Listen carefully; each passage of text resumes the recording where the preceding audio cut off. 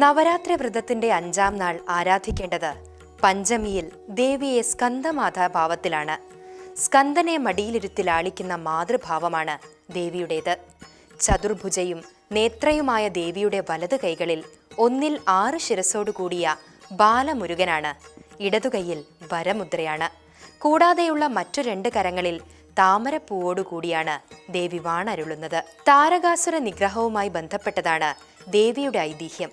കഠിനമായ തപസ്സനുഷ്ഠിച്ച് സൃഷ്ടാവായ ബ്രഹ്മാവിനെ പ്രീതിപ്പെടുത്തി ശിവപുത്രനല്ലാതെ മറ്റാരാലും കൊല്ലപ്പെടരുതെന്ന വരം നേടി താരകാസുരൻ.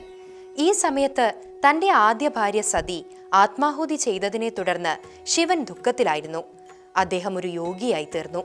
കഠിനമായ തപസ്സുകൾ ചെയ്തും ധ്യാനത്തിൽ മുഴുകിയും മലമുകളിലേക്ക് വിരമിച്ചു. പരമശിവൻ ഇനി ഗൃഹനാഥന്റെ വേഷം സ്വീകരിക്കില്ലെന്ന് തോന്നിയതിനാൽ ഈ വരം താരകാസുരനെ ഏതാണ്ട് അജയ്യനാക്കി. അതിനാൽ അവൻ ദേവന്മാരെ നിർഭയമായി ആക്രമിച്ചു.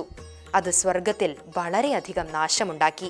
എന്നിരുന്നാലും തന്റെ അഗാധമായ ഭക്തിയോടും അചഞ്ചലമായ തപസ്സിനോടും കൂടി പാർവതി ശിവനെ പ്രീതിപ്പെടുത്തുകയും തന്റെ സന്യാസത്തിൽ നിന്ന് പുറത്തുവരാൻ ശിവനെ ബോധ്യപ്പെടുത്തുകയും ചെയ്തു. തുടർന്ന് അവർ പരസ്പരം വിവാഹം കഴിക്കുകയും കാർത്തികേയൻ ജനിക്കുകയും ചെയ്തു. അസുരന്മാരുമായി യുദ്ധം ചെയ്യുകയും താരകാസുരനെ വധിക്കുകയും ചെയ്ത ദേവസൈന്യത്തിന്റെ അധിപനായി കാർത്തികേയൻ. അങ്ങനെ സ്കന്ദൻ അല്ലെങ്കിൽ കാർത്തികേയൻ സ്വർഗത്തെ വളരെയധികം പീഡനങ്ങളിൽ നിന്നും കഷ്ടപ്പാടുകളിൽ നിന്നും മോചിപ്പിച്ചു. ഇത്രയും ധീരനായ പുത്രന്റെ അമ്മയായതിനാൽ പാർവതിയെ സ്കന്ദമാത എന്ന് വിളിക്കുന്നു. ഭഗവാൻ സ്കന്ദൻ ഒരേ സമയം ജ്ഞാനിയും അതുപോലെ യോദ്ധാവുമാണ്. നമ്മുടെ ജീവിതത്തിൽ നമുക്ക് വളരെയധികം അറിവുണ്ടാകും. എന്നാലും ഈ അറിവിന് പൂരകമാകുന്ന പ്രവർത്തനമില്ല. മടി, അവസരക്കുറവ്, ഭയം മുതലായവ കാരണം ഒരറിവും കൂടാതെ മോശമായി പെരുമാറുന്ന സാഹചര്യങ്ങളാണ് പലപ്പോഴും ജീവിതത്തിൽ വന്നിട്ടുണ്ടാകുക. സ്കന്ദം എന്നത് പ്രവർത്തനത്തിന്റെയും അറിവിന്റെയും കൂടിച്ചേരലിനെ സൂചിപ്പിക്കുന്നു. അറിവിനാൽ നയിക്കപ്പെടുന്ന ഒരു പ്രവൃത്തി സ്കന്ദതത്വത്തിൽ നിന്നാണ് വരുന്നത്.